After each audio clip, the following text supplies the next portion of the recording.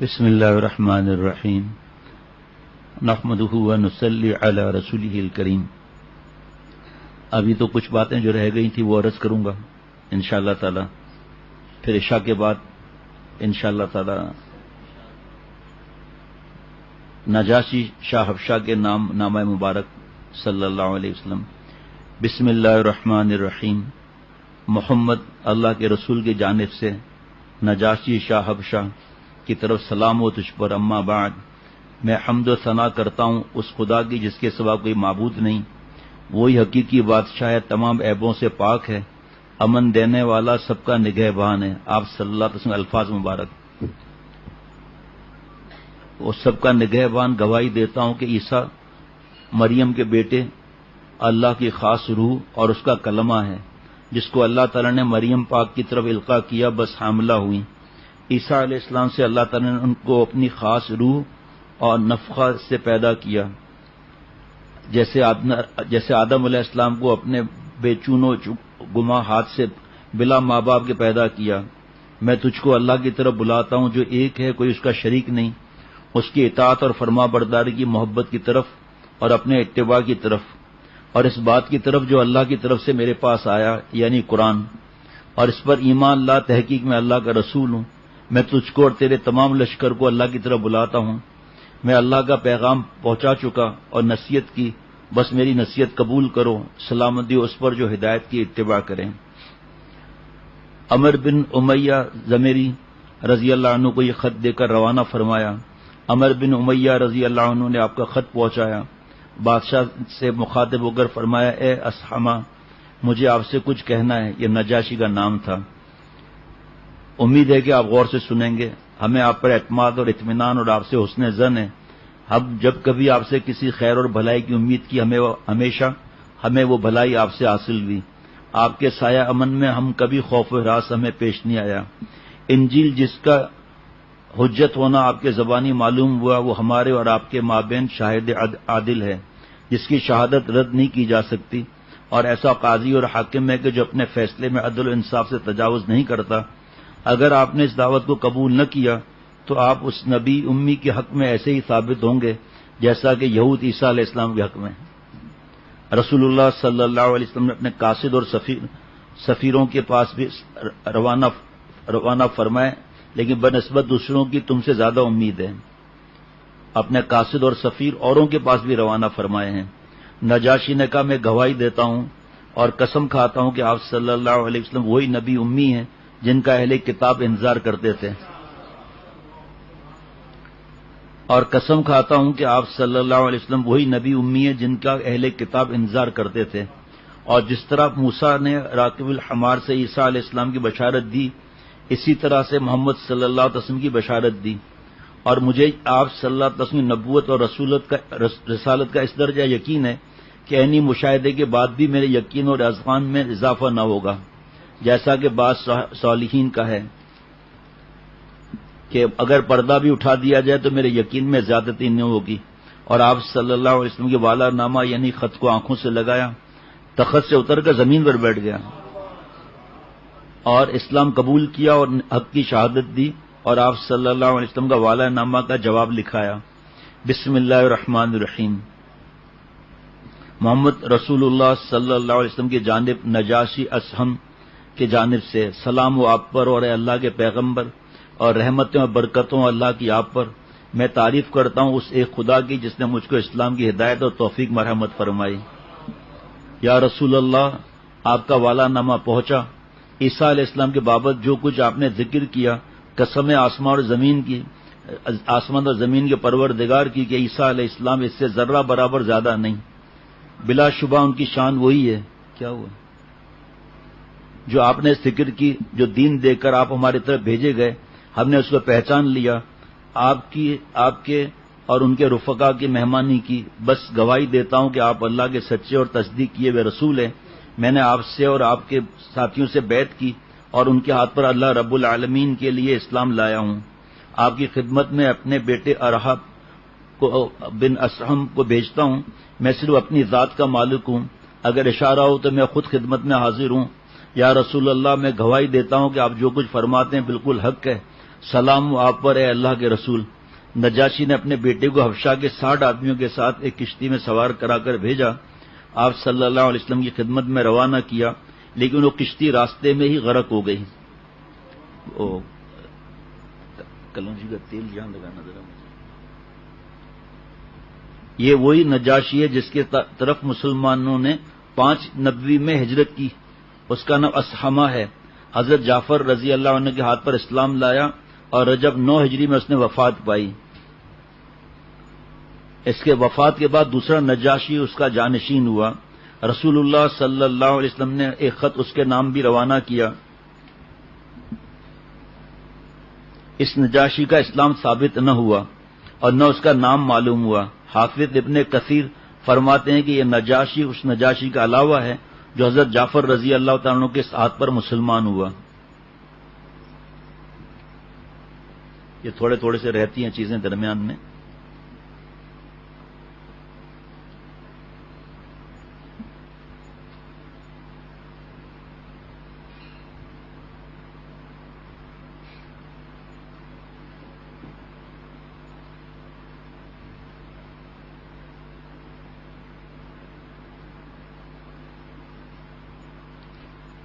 حضرت ابو موسیٰ اشعری رضی اللہ عنہ فرماتے ہیں کہ میں آپ صلی اللہ علیہ وسلم کی سواری کے قریب تھا، آپ صلی اللہ علیہ وسلم نے مجھ کو لا حول ولا قوت الا باللہ پڑھتے ہوئے سن کر عبداللہ بن قیس کہہ کر آواز دی۔ میں نے عرض کیا لبیک یا رسول اللہ حاضر ہوں۔ آپ صلی اللہ علیہ وسلم نے فرمایا کیا میں تجھ کو جنت کا خزانہ نہ بتلاؤں؟ میں نے عرض کیا میرے ماں باپ آپ پر فدا ہوں، کیوں نہیں، ضرور بتلائیے۔ آپ صلی اللہ علیہ وسلم نے فرمایا لا حول ولا قوت الا باللہ، یہ کلمہ جنت کا خزانہ ہے۔ اس کی تفصیل جو ہے بیان میں آ چکی ہے پہلے ہی، ویب سائٹ پہ مل جائے گی۔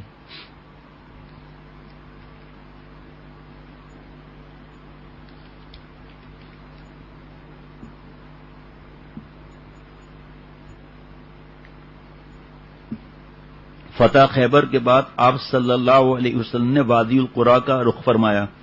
4 دن کے محاصرے کے بعد فتح فرمایا علاقے کو۔ آپ صلی اللہ علیہ وسلم کے غلام آپ صلی اللہ علیہ وسلم کا کجاوا اتار رہا تھا کہ ایک ناگہانی تیر آ کر لگا جس سے وہ شہید ہوا۔ لوگوں نے کہا اس کو شہادت مبارک ہو۔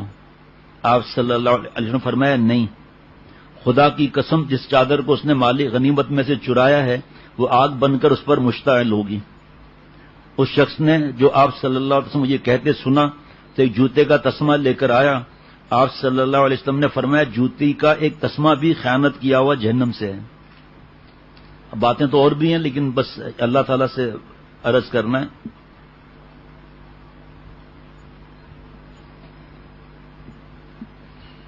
کسی جگہ عذاب آیا تھا، وہاں سے آپ صلی اللہ علیہ وسلم تیزی سے روانہ ہوئے۔ اس پہ لکھا ہوا ہے کہ ایسے جگہ سے فوراً نکل جانا چاہیے، جیسے کہیں فلموں کے اشتہار لگے ہوئے ہوتے ہیں یا اور بے حیائی کا کوئی معاملہ ہوتا ہے۔ میں نے آپ لوگوں سے وعدہ کیا تھا کہ حضرت خالد بن ولید رضی اللہ عنہ کے ایمان لانے کا واقعہ عرض کروں گا۔ حضرت خالد بن ولید رضی اللہ عنہ کہتے ہیں کہ جب حق تعالی جل شانہ نے میرے ساتھ خیر کا معاملہ ارادہ فرمایا تو اللہ تعالی نے میرے دل میں اسلام کی محبت ڈال دی۔ بس جزاک اللہ۔ یہ یکایک میرے دل میں یہ خیال آیا کہ میں جس لڑائی میں بھی قریش مکہ کی طرف سے آپ صلی اللہ علیہ وسلم کے مقابلے میں جاتا ہوں اور پھر واپس آتا ہوں، واپسی پر میرے دل کی کیفیت یہ ہوتی ہے کہ دل اندر سے کہتا ہے کہ تیری یہ تمام کوششیں اور یہ تمام جد و جہد لا حاصل اور بے سود ہیں، اور تحقیق محمد صلی اللہ علیہ وسلم ضرور غالب ہوں گے ان حالات میں بھی۔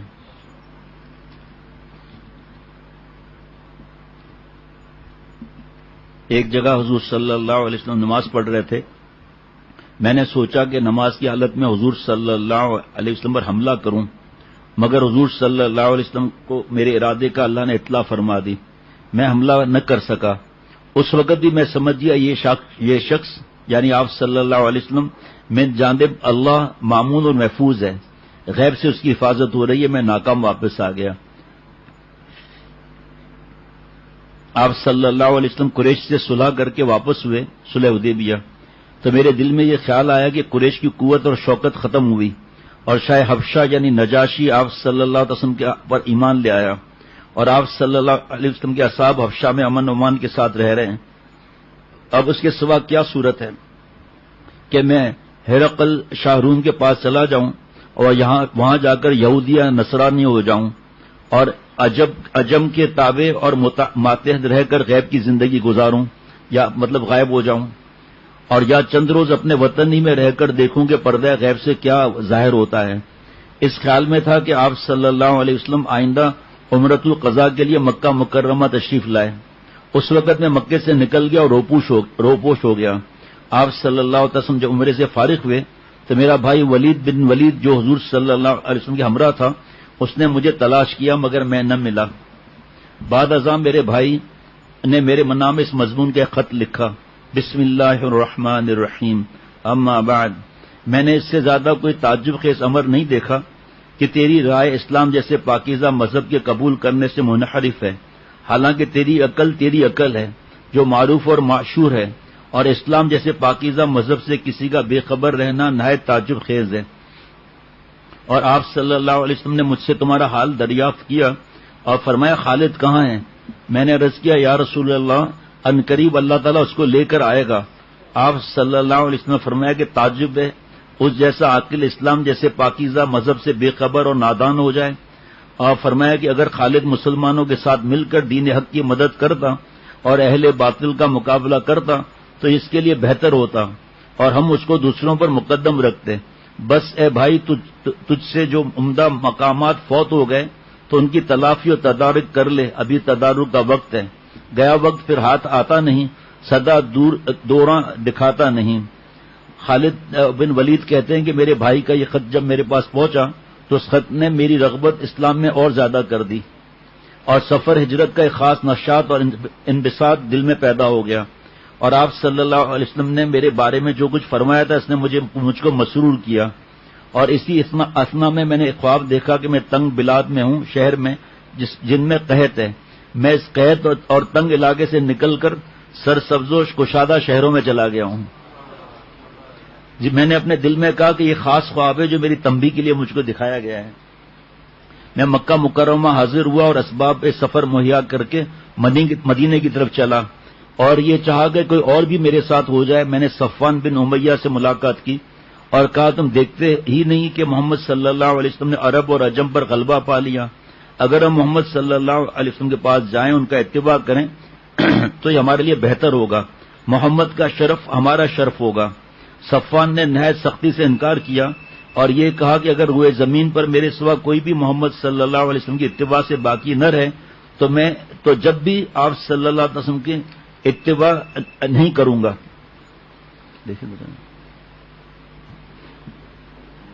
میں نے اپنے دل میں کہا کہ اس شخص کا باپ اور بھائی بدر میں مارے گئے ہیں, اس لیے اس سے کوئی توقع نہیں کی جا سکتی. بعض ازاں میں اکرمہ بن ابی جہل سے ملا اور جو بات میں نے صفوان سے کہی تھی وہی اکرمہ سے کہی. اکرمہ نے بھی مجھے وہی جواب دیا جو صفوان نے دیا تھا. خالد کہتے ہیں کہ میں اپنے گھر گیا, اونٹنی کو تیار کیا اور خیال کیا کہ لاؤ عثمان بن طلحہ سے ملاقات کر لوں. وہ میرا سچا دوست ہے, لیکن مجھ کو اس کے باپ دادا کا قتل ہونا یاد آیا اور تردد ہو گیا کہ عثمان سے ذکر کروں یا نہ کروں. پھر یہ خیال آیا کہ ذکر کرنے میں میرا کیا نقصان ہے, میں تو جا ہی رہا ہوں. چنانچہ میں نے عثمان بن طلحہ سے وہی امر ذکر کیا کہ جو صفوان سے کیا تھا. عثمان بن طلحہ نے میرا مشورے کو قبول کیا اور کہا میں بھی مدینہ چلتا ہوں اور مقام یا حج میں تم سے مل لوں گا. تم اگر پہلے پہنچ جاؤ تو میرا انتظار کرنا, مقام یاجج میں تم سے مل لوں گا. اگر میں پہلے پہنچ گیا تو میں تمہارا انتظار کروں گا. خالد بن ولید کہتے ہیں کہ میں بھی روانہ ہوا. حسب وعدہ مقام یاجج میں عثمان بن طلحہ مجھے مل گئے. الگ صبح ہم دونوں وہاں سے روانہ ہوئے. ہم دونوں جب مقام ہدا میں پہنچے تو عمر بن عاص سے ملاقات ہوئی. وہ بھی اسلام کے ارادے سے مدینہ جا رہے تھے. عمر بن عاص نے مجھ کو دیکھ کر مرحبا کہا, ہم نے بھی مرحبا کہا. پوچھا کہاں جا رہے ہو؟ کہا کہ اسلام میں داخل ہونے اور محمد صلی اللہ علیہ وسلم کی اتباع کے ارادے سے جا رہا ہوں. ہم نے کہا ہم بھی اسی ارادے سے نکلے ہیں. خالد بن ولید کہتے ہیں کہ اس طرح ہم تینوں ساتھ ہو لیے اور مدینہ میں داخل ہوئے. اپنی سواری کے اونٹ مقام حرا میں بٹھائے. کسی نے ہماری خبر آپ صلی اللہ علیہ وسلم کو پہنچائی آپ صلی اللہ علیہ وسلم ہماری آمد کی خبر سن کر بہت مسرور ہوئے اور فرمایا کہ مکہ نے اپنے جگر گوشوں کو پھینک دیا.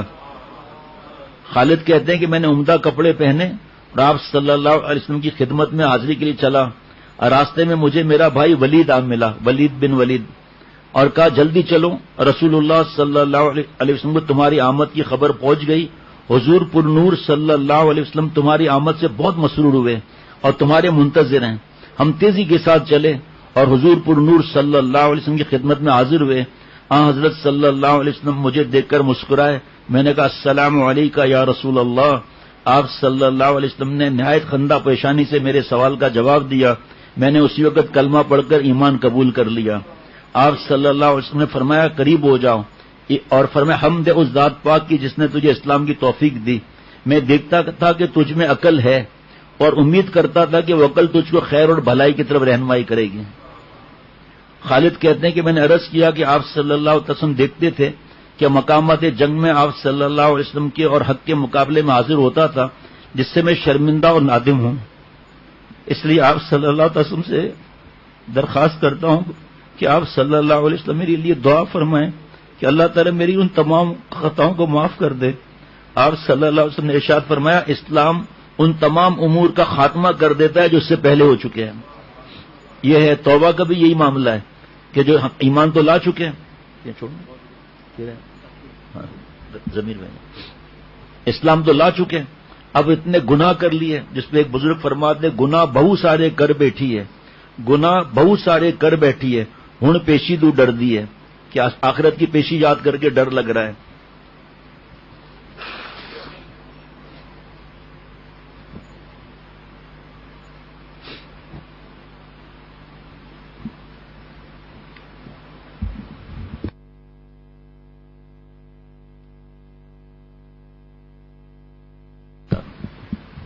سبیر بھائی کو جگہ دے دینا.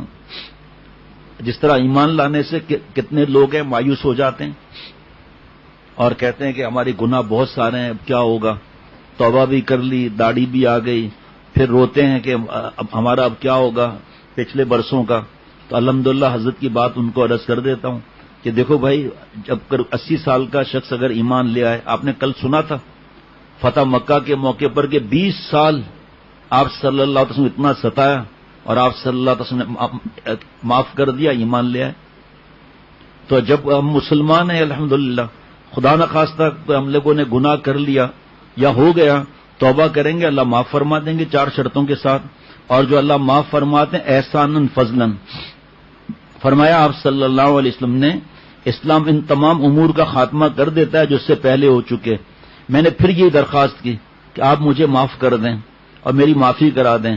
آپ صلی اللہ علیہ وسلم نے میرے لیے دعا فرمائی، اے اللہ تو خالد بن ولید کی ان تمام خطاؤں کو معاف کر دے جو خالد نے خدا تعالیٰ کی راہ سے روکنے کے لیے کیے ہیں. خالد کہتے ہیں کہ میرے بعد عثمان بن طلحہ، عمر بن عاص آگے بڑھے اور حضور صلی اللہ علیہ وسلم کے دست مبارک پر بیعت کی. کل ایک واقعہ بیان کیا تھا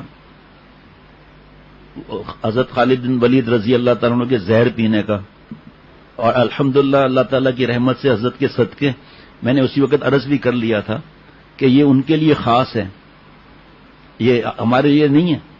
کہ ان کا جیسا ایمان مفتی نعیم صاحب اور ہم لوگ بیٹھے تھے الحمدللہ، مفتی نعیم صاحب پھر باتیں بھی ایسی فرماتے ہیں کہ ہم ظاہری بات ہے اس کو نقل بھی کیا کر سکتے ہیں. فرمایا کہ بھئی یہ بتا دینا چاہیے کہ جیسے انبیاء، یہ تو حضرت کا جملہ عرض کر رہا ہوں، جیسے انبیاء علیہ الصلوۃ والسلام کے لیے خاص ہے بہت سی باتیں، وہی ہو گئی، جیسے سفر میں روزے رکھ رہے ہیں ایسی گرمی میں، اور ایسے سینکڑوں باتیں.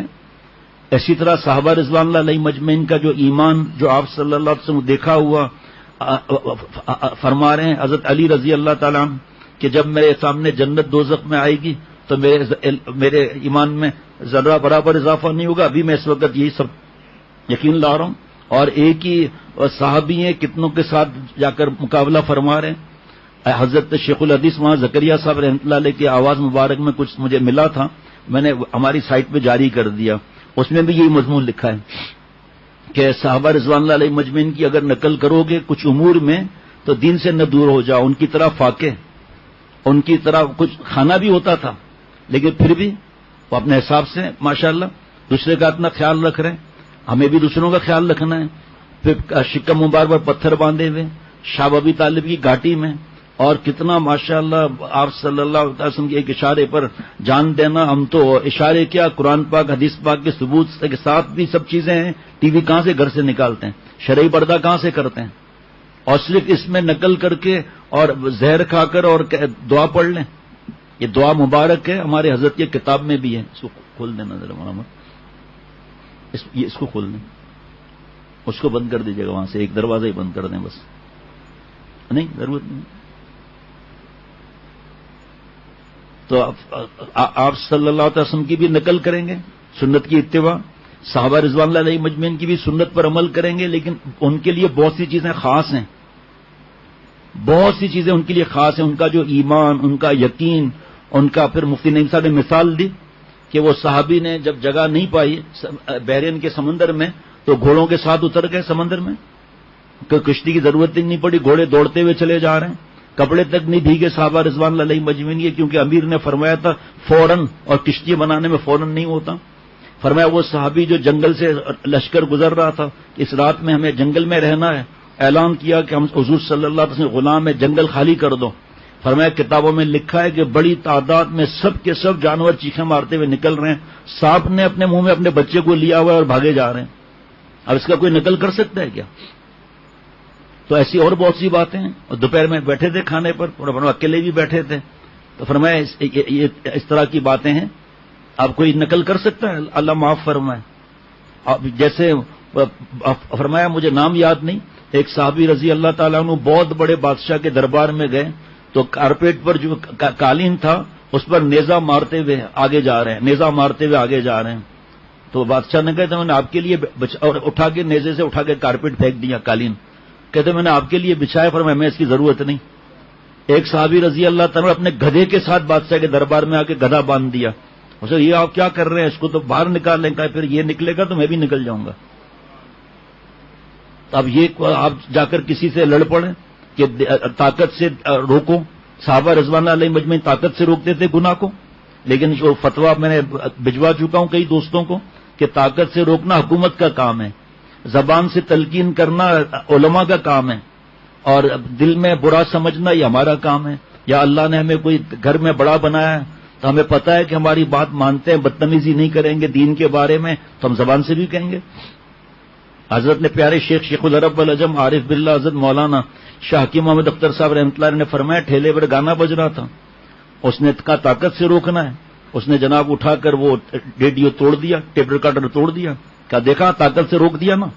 عصر نماز کے لیے گیا تو کونے پر 10-15 اس کے دوست کھڑے تھے، ڈنڈے مار مار کے ہاسپٹل 6 مہینے کے لیے پہنچا دیا. یہ حکومت کا کام ہے. اسی طرح لوگ پھر سمجھتے نہیں ہیں اور آ کے شور شرابہ شروع کر دیتے ہیں، مایوس ہو جاتے ہیں کہ ہمیں مفتی صاحب روک رہے ہیں کہ طاقت سے مت روکو، میں تو پہلوان ہوں. وہ پہلوان ہے تو بھائی آگے کا بھی تو دیکھنا ذرا. وہاں پر بادشاہ سے نہیں ڈرتے تھے، یہاں جا کر آج کل کے حالات میں کوئی پولیس والے سے کوئی بات کر دیتا. تو فرمایا زہر کا بھی یہی معاملہ ہے، ہم اس کی نقل نہیں کریں گے. وہ صحابہ رضوان اللہ علیہ مجمعین کے لیے حضرت خالد بن ولید رضی اللہ تعالیٰ کا اللہ پر ایسا یقین اور ایسا وہ تھا، اور اس میں یہ بھی چھپا ہوا تھا کہ یہ دیکھ کر ایمان لے آئے گا، ایسا ہی لیا دیکھ کر ایمان لے آئے. پھر حضرت والا کی بات عرض کر رہا ہوں کہ حضرت ابراہیم علیہ السلام کو آگ میں ڈالا گیا، وہ آگ ان کے لیے باغ بن گئی. دوسرا نمرود ہاتھ لگا رہا ہے، آگ اس کو جلا رہی ہے. حضرت یونس علیہ السلام مچھلی کے پیٹ میں آ گئے، حضرت یوسف علیہ السلام قید خانے میں چلے گئے. یہ انبیاء علیہ السلام کے لیے خاص چیزیں ہوتی ہیں، اور آپ کو پتہ ہے سب لوگوں کے میں اس طرح کا بیان بھی نہیں کرتا ہوں. اور پھر مفتی نعیم صاحب نے حدیث پاک سنائی جس کا مفہوم یہ ہے کہ عوام کی جو اللہ نے عقل دی ہے نا اس کی سطح کے حساب سے بیان کرنا چاہیے. مفہوم ہے، ایسا مت کرو کہ وہ بیچارے پریشان ہو جائیں. تو دوستوں کو پتہ ہے اس میں بہت سی ایسی باتیں ہیں جو ہمارے بس کی نہیں ہیں، میں نے بیان ہی نہیں کی. وہ جو احکامات شریعت کے بعد میں آئے جیسے بہت سی چیزیں ہیں. سود لینا آپ صلی اللہ علیہ وسلم آتے ہی ختم کر دیا سب، ہر چیز کا، جیسے شراب. اب اس سے پہلے کوئی واقعہ اگر تاریخ میں کہیں لکھا ہے کہ ہم تھوڑی اس کو بیان کریں گے، نہ سمجھ سکتے ہیں سچی بات ہے نہ سمجھا سکتے ہیں. اس لیے ہمارے دوست اور ساتھی جو اس معاملے میں آدھا گھنٹہ مفتی نعیم صاحب فون آیا تو وہ مفتی صاحب سمجھا رہے تھے، اس لیے میں نے ضروری بتا دوں تاکہ کسی کے اندر تھوڑا اس کے بارے میں تردد نہ ہو جائے.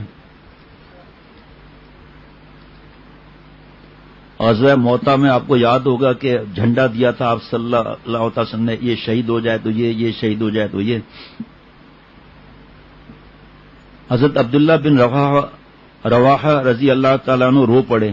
لوگوں نے کہا اے ابن رواحہ کس چیز نے تم کو رلا دیا؟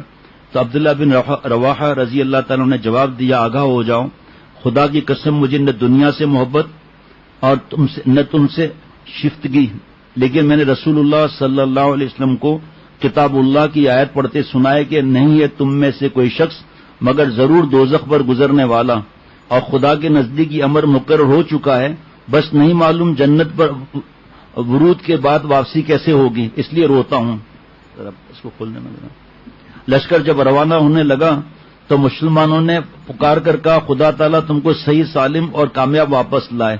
حضرت عبداللہ بن رواحہ رضی اللہ عنہ نے یہ شعر پڑھا، میں واپسی نہیں چاہتا بلکہ اللہ کی مغفرت اور اس کے راہ میں ایسے گہرے زخم کا خواہش مند ہوں جو جھاگ پھینکتا ہوں، یا ایسا کاری زخم ہو جو تیز ہو اور ایسے نیزے سے لگے جو میری انتڑیوں اور جگر سے پار ہو جائے، یہاں تک کہ لوگ جب میری قبر پر گزریں تو یہ کہا جائے واہ واہ کیا غازی تھا، کیسا کامیاب ہوا.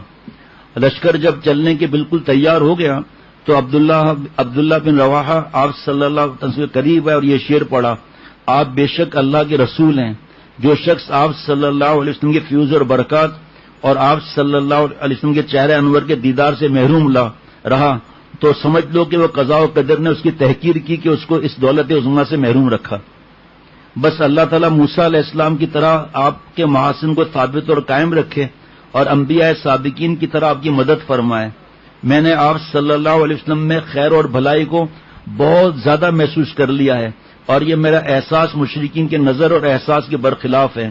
آپ صلی اللہ علیہ وسلم نے فرمایا ہے اور تجھ کو بھی اے ابن رواحہ اللہ تعالیٰ ثابت قدم رکھے گا، تجھ ثابت قدم رکھے.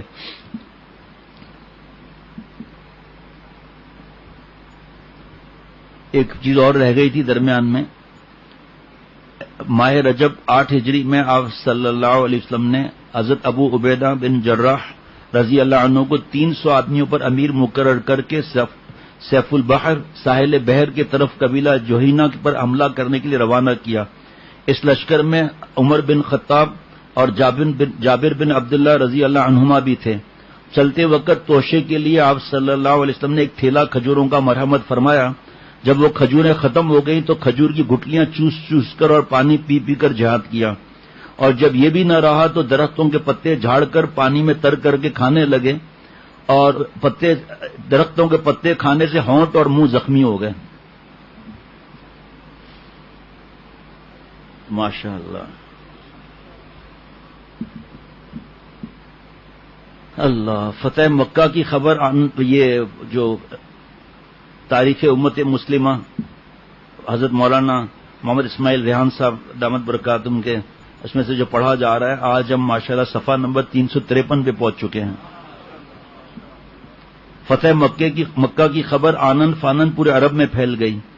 اب اسلام جزیرت العرب میں ایک ناقابل تصدیق قوت بن چکا تھا، تاہم کفر و شرک کے ترکش میں ابھی کچھ تیر باقی تھے. طائف کے قریب آباد حوازن کے لوگ جو شجاعت اور سپاہ گری میں بڑے نامور تھے، مکہ کے فتح مند لشکر سے مقابلے کے لیے تیار ہو رہے تھے.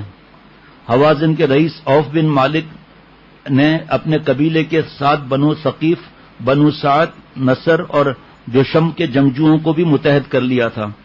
آپ صلی اللہ علیہ وسلم نے مکہ معظمہ میں 18 دن قیام فرمایا. اس دوران بنو حوازن اور ان کے اتحادیوں کی جنگی تیاریوں کی خبریں ملنے لگیں. آپ صلی اللہ علیہ وسلم کے حکم سے حضرت عبداللہ بن حضرت رضی اللہ عنہ نے ان کے جاسوسی کے لیے گئے اور انہوں نے آ کر دشمنوں کی عسکری طاقت اور انتظامات حرب کا جو چشم دیدہ حال سنایا اسے نظر انداز کرنا ممکن نہ تھا. مدینے کا فتح مند لشکر اگر اس مہم سے کترا تھا تو اس کے واپس جاتے ہی پانسا پلٹ جاتا. اس لیے آپ صلی اللہ علیہ وسلم نے پوری تیزی سے فوج کی کشی کے انتظامات مکمل کیے. آپ نے صفوان بن امیہ یہ بھی ایمان لائے تھے، یہ کہہ کر 100 زرہیں لی کہ انہیں پوری ذمہ داری سے واپس کیا جائے گا۔ 5 مسلمان تھے نا صفان میں 5 شوال سن 8 ہجری کو 12,000 سپاہیوں کا لشکر جرار مکہ مکرمہ سے جنوب مشرق کی طرف روانہ ہوا۔ 10,000 سپاہی وہی تھے جو فتح مکہ میں آپ صلی اللہ علیہ وسلم کے ساتھ تھے، جبکہ 2,000 وہ تھے جو فتح مکہ کے موقع پر اسلام لائے۔ لشکر غیر معمولی آن بان کے ساتھ آگے بڑھتا رہا۔ مسلمانوں کو توقع تھی کہ دشمن ان سے مروب ہو کر پسپا ہو جائیں گے۔ اس میں کچھ تاریخی واقعات ہیں، اس کو بیان کرنا ضروری نہیں ہوتا، اور اگر مٹ بھیڑ ہوئی بھی تو کسی دشواری کے بغیر فتح نصیب ہو جائے گی۔ اس بس پر جو ہے کچھ آیتیں بھی آئی تھی۔ یہ خیال بے محل نہیں تھا، اس لیے کہ کئی برسوں سے مسلمان کم ہوتے ہوئے بھی کئی بڑے لشکروں کو شکستیں دے آ رہے تھے، جبکہ آج تو وہ خود عرب کے سب سے بڑی فوج تھے۔ سپاہ سپہر کے وقت حضور صلی اللہ علیہ وسلم نے پڑاؤ کا حکم دیا اور نماز ظہر کی تیاری فرمانے لگے۔ اس دوران مخبر خبر لایا کہ حریف لشکر اپنے مویشیوں کے ریوڑوں میں حنین کے پہاڑی علاقے میں ہے۔ سورت پڑھے نا، آیت ہے نا، کیڑی سورت میں؟ سورہ توبہ۔ اور مورچہ بندی کر رہا ہے۔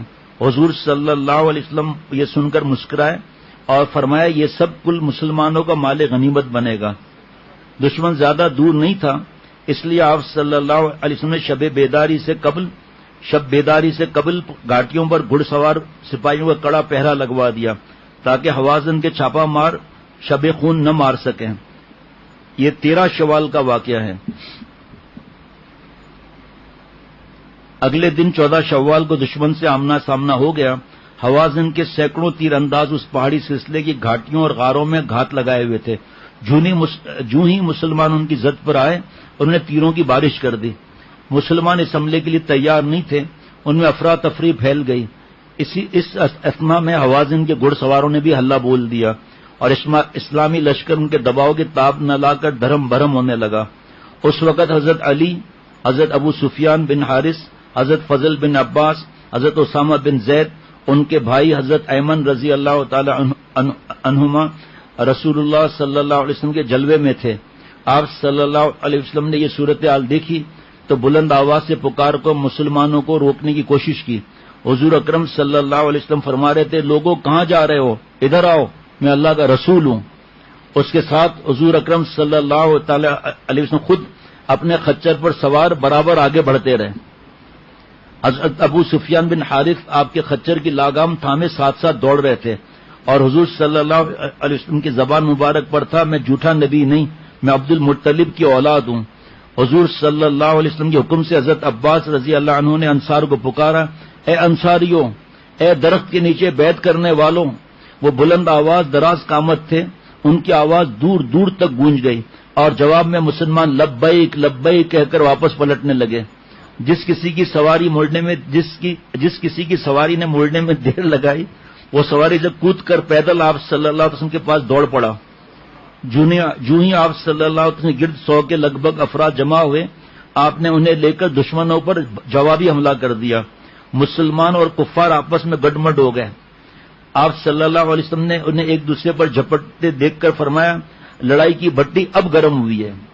زیادہ دیر نہیں گزری تھی کہ بنو حوازن کے ہمت پست ہو گئی، ان میں سے بہت سے مارے گئے، زیادہ تر فرار ہو گئے۔ ان کا رئیس عوف بن مالک بھی بھاگنے میں کامیاب ہوگا۔ مفرورین کے اونٹ اور بکریوں کے ریوڑ مسلمانوں کو مال غنیمت کے طور پر مل گئے۔ اب آگے آئے گا انشاءاللہ عشاء کے بعد جو حج آخری اتنا بڑا لشکر جو ہے، پہلے 40,000 سے ابتدا ہوئی، پھر لوگ ملتے گئے اور لبیک کے نعرے لگتے جا رہے ہیں۔ حوازن اور ان کے اتحادیوں کو اگرچہ میدان میں شکست ہوئی، مگر اس جنگ کا دوسرا مرحلہ ابھی باقی تھا۔ حوازن کا سردار عوف بن مالک اپنے لشکر کے باقی ماندہ افراد کے ساتھ پسپا ہو کر طائف کے قلعے میں مورچہ زن ہو گیا تھا۔ پورے عرب میں یہ محفوظ ترین قلعہ بندی تھی، اور پہاڑ پر ہونے کی وجہ سے اس پر حملہ کرنا خاصا مشکل تھا، کیونکہ حملہ آور جو قلعے کے تیر اندازوں کے ضد میں رہتے، جو دیواروں پر بیٹھے ہوئے تھے، جبکہ خود ان کے تیر اوپر جا نہیں سکتے تھے۔ حضور صلی اللہ علیہ وسلم کو اس معرکے کی مشکلات کا اندازہ تھا، اس لیے آپ نے غزوہ حنین سے پہلے ہی حضرت عروہ بن مسعود رضی اللہ عنہ اور بعض دوسرے صحابہ کو آلات محاصرہ مثلاً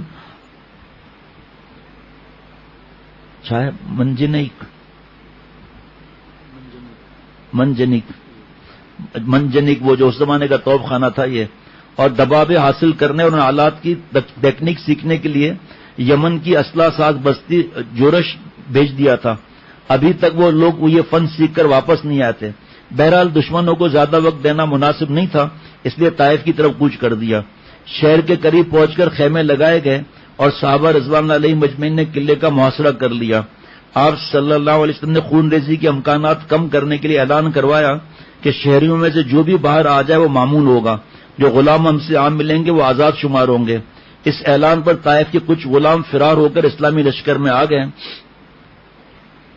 اور اس میں سے ایک غلام نے چرخی پر لگی رسی سے لٹک کر نیچے اترنے میں کامیابی حاصل کر لی اور اسلام قبول کر لیا۔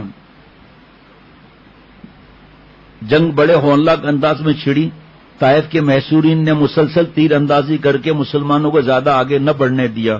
کئی مجاہدین زخمی اور شہید ہو گئے۔ مسلمانوں کو مجبوراً پیچھے ہٹ کر اپنے خیمے گاہ شہر سے دور منتقل ہونا پڑا۔ طائف کا محاصرہ تقریباً 3 ہفتوں تک جاری تھا۔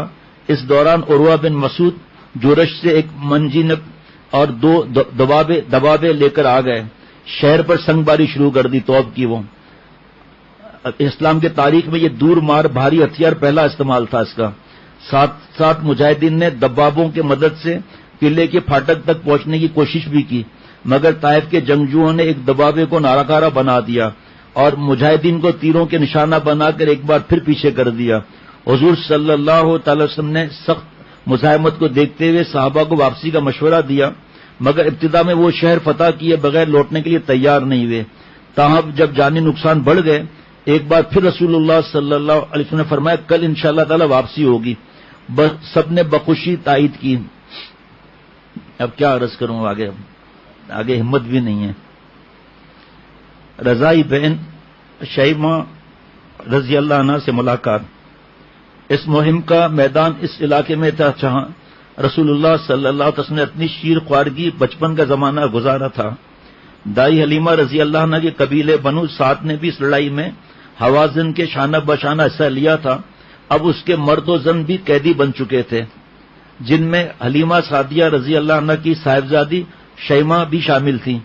جب انہوں نے حضور صلی اللہ علیہ مسلمانوں کو بتانے کی کوشش کی کہ وہ حضور صلی اللہ علیہ وسلم کی رضائی بہن ہے تو کسی کو یقین نہیں آیا۔ آخر انہیں حضور صلی اللہ علیہ وسلم کے پاس لایا گیا۔ شیمہ، جن کی عمر اب 70 سال کے قریب تھی، دوبارہ اسی محمد صلی اللہ علیہ وسلم کو دیکھ رہی تھیں جسے وہ گود میں لے گئے طرح طرح سے بہلایا کرتی تھیں۔ درمیان میں 60 برس سے زیادہ طویل زمانہ گزر چکا تھا، مگر حضرت محمد صلی اللہ علیہ وسلم وہی تھے، سب سے الگ، سب سے ممتاز۔ شیمہ حضور اکرم صلی اللہ علیہ وسلم کے سامنے آ کر گویا ہوئی، یا رسول اللہ، میں آپ کی رضائی بہن ہوں۔ حضور اکرم صلی اللہ علیہ وسلم فرض کی کوئی نشانی ہے؟ کہنے لگی کیا یہ نشانی کافی نہیں؟ میں آپ کو اٹھائے ہوئے تھی، آپ نے میری پشت پر کاٹ لیا تھا، اس کا نشان موجود ہے۔ حضور صلی اللہ تعالی وسلم اپنے غیر معمولی حافظے کی بنا پر بچپن کی وہ بات یاد آنے میں دیر نہ لگی۔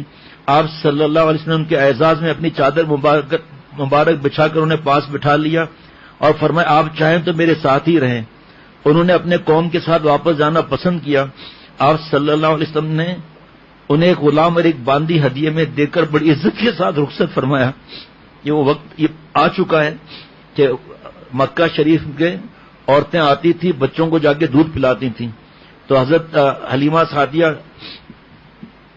رضی اللہ عنہ جو ہے وہ ان کو کوئی بچہ نہیں ملا، تو اپنے شوہر سے فرمایا اس طرح تو جانا ٹھیک نہیں ہے، تو ایک یتیم بچے کو ہم لے چلتے ہیں۔ فرماتی ہیں مجھے کیا معلوم کہ یہ یتیم بچہ کیا ہے، گود میں آتے ہی میرے چھاتیوں میں جو دودھ نہیں تھا وہ بھر گیا، اور آپ صلی اللہ علیہ وسلم نے دودھ پیا اور اس معصوم عمر میں اپنے بھائی کے لیے وہ دودھ چھوڑ دیا کہ وہ پیے۔ فرمایا میری سواری اتنی کمزور تھی کہ سب سہیلیاں کہتی تھی حلیمہ تیری سواری کو کیا ہوا، ہمیں پیچھے چھوڑے جاتی ہے۔ تو لیکن جب آپ صلی اللہ علیہ وسلم گود میں آئے تو اس کی تیز رفتاری ایسی تھی کہ کوئی پہنچ نہیں سکتا تھا کہ حلیمہ تجھے ہوا کیا ہے، تیری سواری کو کیا ہوا ہے جو تیز دوڑی جا رہی ہے؟ تو فرمایا میرے دل میں آیا کہ یہ سواری کی بات تھوڑی ہے، تو اس پہ سوار ہے، اس کی برکت ہے۔ فرمایا کہ دوسروں کی بکریاں قید تھا تو ایسے ہی آ جاتی تھیں، اور میری بکریاں جو ہے دودھ بھرے ہوئے آتی تھیں، تو وہ سب کہتی تھی خواتین اپنی بکریوں کو وہاں بھیجو جہاں دائی حلیمہ کی بکریاں ہیں۔ تو انہیں کیا معلوم کہ وہ بات ہی نہیں تھی، اصل تو بات آپ صلی اللہ علیہ وسلم کی تھی۔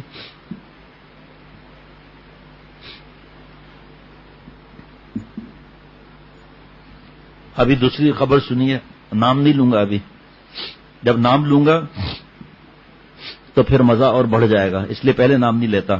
طائف سے واپسی پر رسول اللہ صلی اللہ تعالی وسلم نے جیرانہ میں قیام کیا، یہاں بنو حوازن کا وفد آپ کی خدمت میں حاضر ہوا۔ اس دوران ایک عمر رسیدہ دیہاتی خاتون آتی دکھائی دی، حضور صلی اللہ تعالی وسلم نے کھڑے ہو کر ان کا استقبال کیا، اپنی چادر مبارک بچھائی اور اپنے ساتھ بٹھا کر نہایت ادب کے ساتھ ان سے گفتگو فرمائی۔ فرمانے لگے، صحابہ رضوان اللہ علیہ مجمعین نے اتنی عزت افزائی دیکھ کر پوچھا، یا رسول اللہ صلی اللہ علیہ وسلم یہ محترمہ کون ہے بڑھیا؟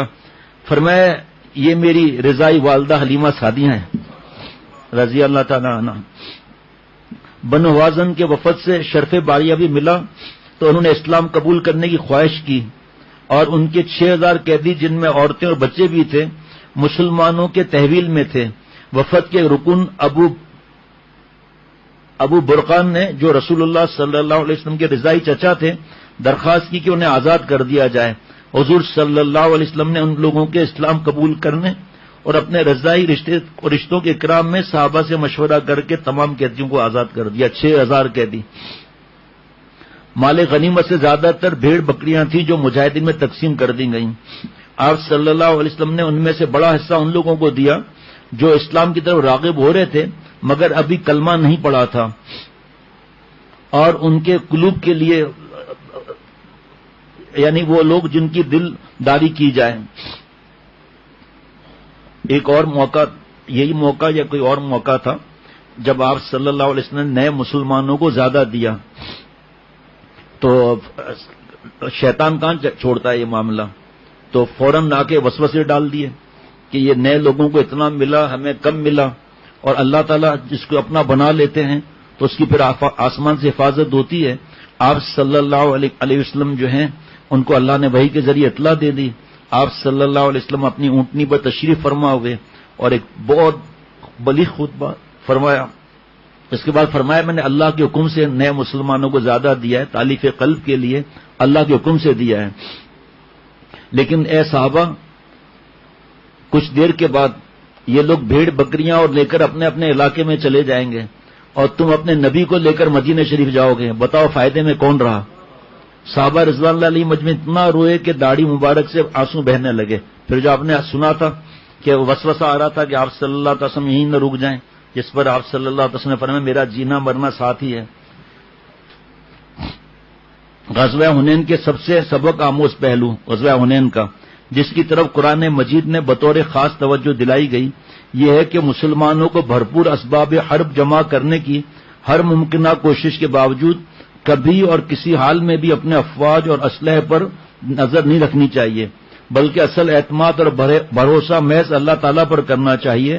دعا اور توکل کا ہر لمحے اہتمام کرنا چاہیے، کیونکہ اگر اللہ کا حکم نہ ہو تو بڑی سے بڑی فوج اور زیادہ سے زیادہ اسلحہ جمع کر کے بھی فتح حاصل نہیں کی جا سکتی۔ حنین سے واپسی پر راستے میں وادی جیرانہ میں پڑاؤ ڈالا گیا، اس دوران اذان دی گئی۔ دل کو تھام کے رہیے گا ذرا۔ اس دوران اذان دی گئی تو دراز زلفوں والے ایک مقامی نوجوان ابو محدورہ نے مذاقاً اس کی نقل اتارنا شروع کی۔ ایمان تو نہیں لائے تھے، بس اذان کی مذاق اڑانا شروع کر دی۔ ویسے ہی آواز بلند اور دلکش تھی۔ حضور صلی اللہ علیہ وسلم کے کانوں میں آواز پڑی تو اس نوجوان کو بلوایا، ڈانٹ ڈپٹ کی بجائے شفقت سے اس کے زلفوں پر ہاتھ پھیر کر اپنے سامنے دوبارہ اذان کی تلقین کی۔ ابو محذورہ نے پر ایسا اثر ہوا کہ فوراً اسلام قبول کر لیا۔ حضور صلی اللہ علیہ وسلم کی طرف سے ان کو مسجد الحرام کا مؤذن مقرر کر دیا گیا۔ انہوں نے عمر بھر، حضرت ابو محذورہ نے عمر بھر وہ زلف نہ کاٹی جسے دستے رسالت صلی اللہ علیہ وسلم نے چھوا تھا۔ مکہ پہنچ کر عمرے کی ادائیگی کے بعد حضور صلی اللہ تعالی علیہ وسلم فی الفور مدینہ منورہ روانہ ہو گئے۔ 23 ذوالقعدہ کو مکہ اور حنین کا فاتح لشکر مدینہ شریف میں داخل ہوا۔ اس طویل مہم میں 2 ماہ 16 دن خرچ ہوئے۔ آپ صلی اللہ تعالی علیہ وسلم کی عدم موجودگی میں مدینہ کے امیر حضرت مولوی فرحان ابو روم، ہاں اچھا چلے اندازہ نہیں ہو رہا، ایک انصاری صحابی رضی اللہ تعالیٰ عنہ امیر رہے۔ حضور صلی اللہ تعالی علیہ وسلم مکے کے ایک قریشی نوجوان عتاب بن اسید رضی اللہ عنہ کو مکہ اور مسافات کا حاکم مقرر کر دیا تھا۔ ان کی عمر فقط 20 سال تھی جن کو مکہ شریف کا مقرر کیا، مگر عابد اور زاہد نوجوان تھے۔ فتح مکہ کے 3 ماہ بعد حج انہی کی امارات میں ادا ہوا جو حسب معمول ذوالحجہ میں تھا۔ مشرکین کو حج سے منع نہیں کیا گیا تھا کیونکہ اسلام کا مزاج تدریجاً اصلاح کا ہے۔ اب اس پر اگر بیان ہوگا نا تو عشاء کے بعد بھی نہیں پہرا سکتا بیان۔ جو لوگ مایوس ہو جاتے ہیں کہ ہم پورا عمل نہیں کر سک رہے، بار بار ایک ہی گناہ لکھ رہے ہیں، اور لکھو نا بھائی، غصے کے تیز، علماء کو حقیر سمجھنا، ان کا مذاق اڑانا اور اعتراضات، اور یہ اب جب اللہ نے توبہ کا دروازہ کھلا ہے، جو ہو گیا نا، اب کیا پریشانی کی بات ہے؟ توبہ کا دروازہ تو کھلا ہوا ہے۔ بچہ اگر ماں روز چیک کرے کہ بچہ کتنا بڑا ہوا ہے تو ماں مایوس ہو جائے گی۔ بچہ تو روز بڑا ہو رہا ہے لیکن پتہ نہیں چلتا۔ آپ ہوائی جہاز میں بیٹھیں اور اس کی اسپیڈ کتنی تیز ہے، 600 700، بڑے جہاز 800 کلومیٹر ایک گھنٹے کی رفتار کے حساب سے، یعنی حیدرآباد 10 منٹ میں پہنچ جائے، لیکن ایسا لگتا ہے جہاز رکا ہوا ہے۔ تو جب شیخ کہے کہ میں مطمئن ہوں، آپ گھبراؤ مت، آپ کی رفتار صحیح ہے، تو مایوس نہیں ہونا چاہیے کہ نہیں میں عمل نہیں کر سک رہا ہوں۔ اب ہم سے کون سا پورا عمل ہو رہا ہے بھائی، لیکن ایک دن اللہ مجھے بھی اللہ والا بنا دیں گے، مایوسی تو ہے ہی نہیں۔ چنانچہ مشرکین حسب معمول اپنی تمام رسوم کے ساتھ اس میں شریک ہوئے، اور آگے آپ سنیں گے حیران ہو جائیں گے کہ شرکیہ کام بھی کرتے تھے اور بغیر کپڑوں کے طواف کرتے تھے۔ وہ آپ صلی اللہ علیہ وسلم جب پہلا حج آیا تو اس لیے شریک نہیں ہوئے کہ اس میں وہ شرک اور یہ سب چیزیں تھی، ابھی حکم نہیں آیا تھا ان کو باہر نکالنے کا۔ فتح مکہ کی مہم کے باعث مکہ اور اس کے مسافات مسخر ہو گئے تھے۔ پورا جزیرت العرب اسلام کے زیر سایہ آ چکا تھا۔ صدیوں سے بکھرے ہوئے صحرائی قبائل اور شتر بانوں کے گروہ اب ایک عظیم مقصد کے لیے ایک جھنڈے تلے جمع تھے جو اونٹوں کو چراتے تھے۔ مشرق میں فارس کی حکومت اندرونی طور پر زبردست ٹوٹ پھوٹ کا شکار ہونے کی وجہ سے اس وقت جزیرت العرب پر توجہ دینے کے قابل نہیں تھی، مگر کیا لکھا مولانا صفت اللہ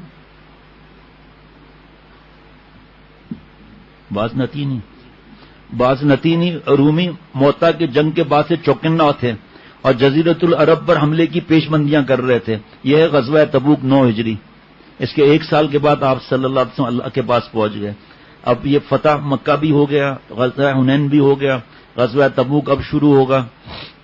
عشاء کے بعد انشاءاللہ تعالی اللہ کی رحمت سے اس سے آگے بڑھیں گے۔ تھوڑا ابھی اس وقت کم ہے، بس تھوڑا سا عرض کر لیتا ہوں، اور اس کے بعد پھر جو ہے حج کا ہے۔ اس کے بعد آپ صلی اللہ علیہ وسلم اللہ تعالیٰ کے پاس تشریف لے جاتے ہیں۔ وہ بھی ایسا واقعہ ہے کہ پتہ نہیں بیان بھی ہو سکے یا نہ ہو سکے۔ شام کی سرحدوں پر آباد نصرانی عرب بھی انہیں پیغامات بھیج رہے تھے کہ مسلمانوں سے جلد از جلد نپٹ لیا جائے۔ یہ دیکھو بدماشی، نمٹ لیا جائے۔ اتنے سب دیکھ کر بھی یہ عذاب ہوتا ہے تکبر کا۔ اس وقت بھی سب یہودیوں کو پتا ہے کہ مسلمانوں نے فتح حاصل کرنے، سب پتا ہے کہ حضرت عیسیٰ علیہ السلام آئیں گے، دجال سب آئیں گے، لیکن اکڑ۔ اور جب اس زمانے کی یہ اکڑ تھی جو آپ صلی اللہ علیہ وسلم موجود ہیں، کتنا بڑا عذاب تھا ان کے سر پر، تو ابھی کا کیا حال ہوگا آپ سوچ لو ذرا اس وقت۔ اس لیے اپنی فکر رکھنی چاہیے۔ یہ اخبارات، یہ ٹیلی ویژن، یہ خبریں، کیوں اپنا وقت ضائع کر رہے ہیں ہم لوگ؟ وقت ضائع کر کے تباہی کر رہے ہیں اپنے آپ کو۔ کیسر روم نے یہ مہم شام میں اپنے ماتحت غسانی نصرانیوں کے سپرد کر دی، جو عرب ہونے کے ناطے صحرائی نشیب و فراز سے اچھی طرح واقف تھے۔ لخم اور جذام کے قبائل بھی ان کے ساتھ شامل ہو گئے۔ سن 9 ہجری کے وسط میں ان کی تیاریاں مکمل ہو گئیں۔ دماغ خراب ہے، چین ہی نہیں آتا ان کو لوگوں کو۔ قسمت کی بات ہے، ہمیں اکڑنا نہیں چاہیے. اللہ نے بغیر مانگے ایمان دیا ہے. یہ نہیں سوچنا چاہیے کہ ہمارے اندر بھی تکبر نہ آ جائے. اللہ کا شکر ادا کرنا چاہیے جو کر نہیں سکتے. ایک نعمت کا شکر ادا نہیں کر سکتے تو 40,000 سپاہیوں پر مشتمل رومیوں کے ہر اول فوج پیش قدمی کر کے بلقا کے تک پہنچ گئی. نبتیوں کے ذریعے جو شام سے زیتون کا تیل لا کر حجاز میں فروخت کرتے تھے، حضور صلی اللہ علیہ وسلم کو یہ خبریں مل رہی تھیں اور آپ صلی اللہ علیہ وسلم اس بارے میں سخت متفکر تھے کہ مدینے کے لوگ بھی سخت تشویش کا شکار تھے. انہیں ہر آن غسانیوں کے حملے کا دھڑکا لگا رہتا تھا. اب اس میں اتنا آگے تفصیل ہے. 3 صحابہ رضوان اللہ علیہ مجمعین کی توبہ کس طرح قبول ہوتی ہے، وہاں زاہد صاحب نے تو فوراً نکال کر دے دیا. ماشاء اللہ تفصیل اچھی خاصی ہے، تو بعد میں پڑھوں گا. اس میں اور بھی کوئی 2-3 واقعات ہیں. حاتم تائی حقیقت تھا اپنی جگہ پر، سخی تھا حقیقت. اس کی بیٹی گرفتار ہو کر آئی تھی، آپ صلی اللہ علیہ وسلم نے اس کے کہنے پر آزاد فرما دیا. ان کے بیٹے ایمان لائے، عدی بن حاتم حضرت عدی رضی اللہ تعالیٰ عنہ. وہ واقعہ بھی انشاءاللہ عرض کروں گا کس طرح ایمان لائے تھے. یہ سوال اپنی جگہ برقرار تھا کہ اتنے بڑے دشمن سے جنگ کیسے لڑی جائے. اگر دشمن کی آمد کا انتظار کیا جاتا ہے، یقینی بات تھی جنگ سے پہلے ہی مدینہ کے شمال کے تمام علاقے دشمن کے قبضے میں آ جاتے. پھر اگر غزوہ خندق کی طرح مورچہ بندی کر کے جنگ بھی کی جاتی تب بھی یہ خطرہ بددستور تھا کہ حجاز میں داخل ہونے کے لیے دشمن چاروں طرف سے دور دور تک پھیل جاتا اور پورا مدینہ شریف جزیرۃ العرب سے کٹ کر رہ جاتا.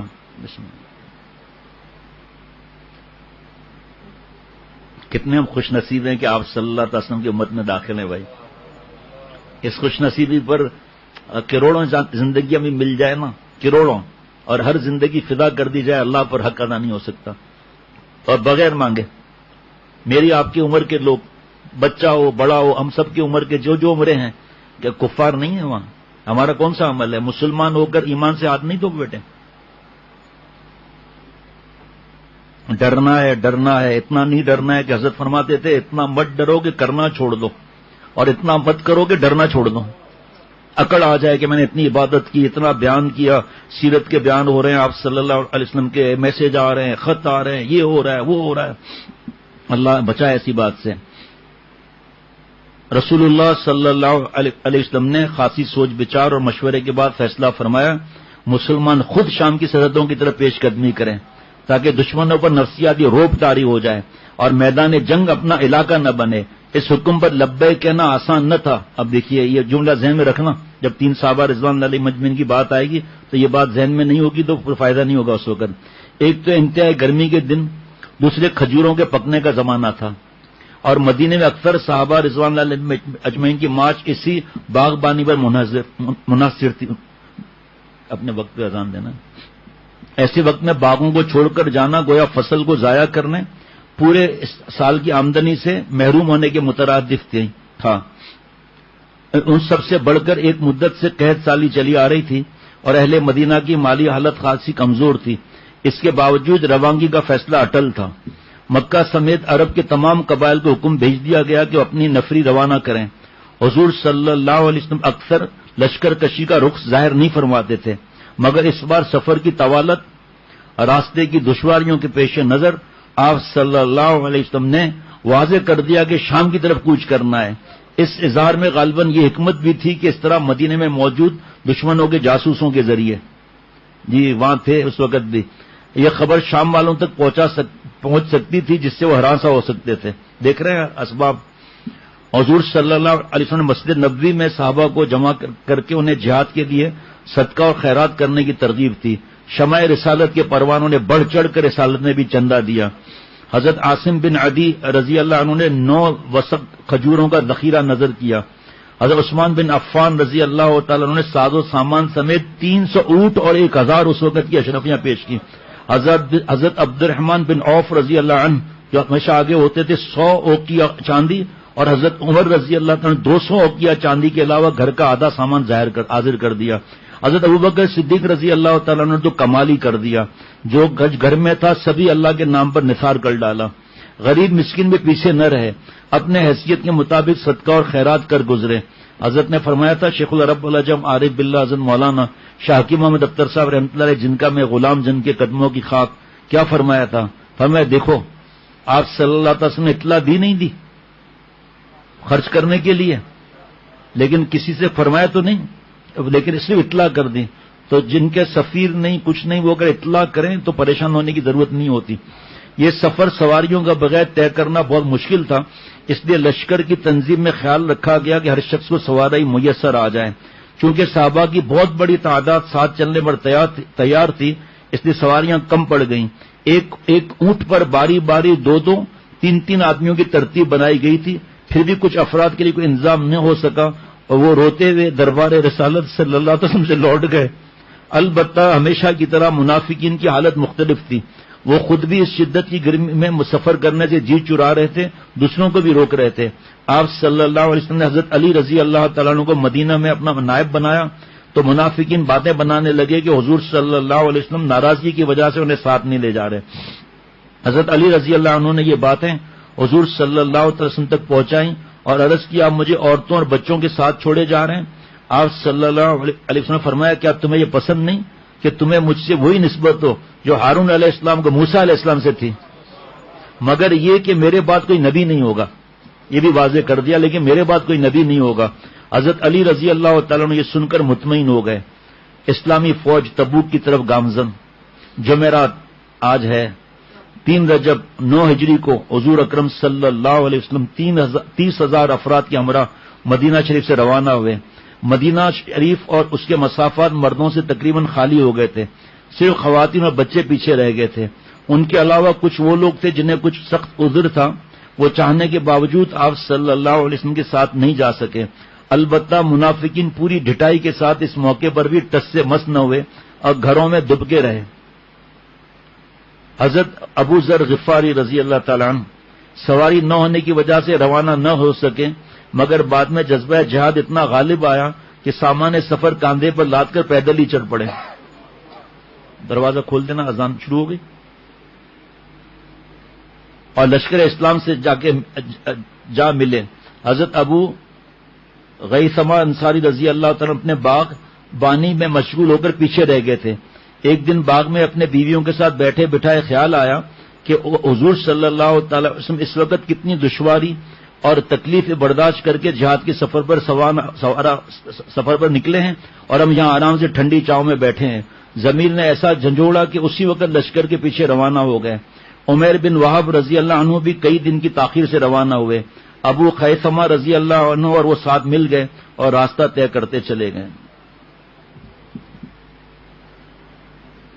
361 صفحے پر ہیں اور آپ صلی اللہ علیہ وسلم سفر آخرت 381 صفحے پر ہیں.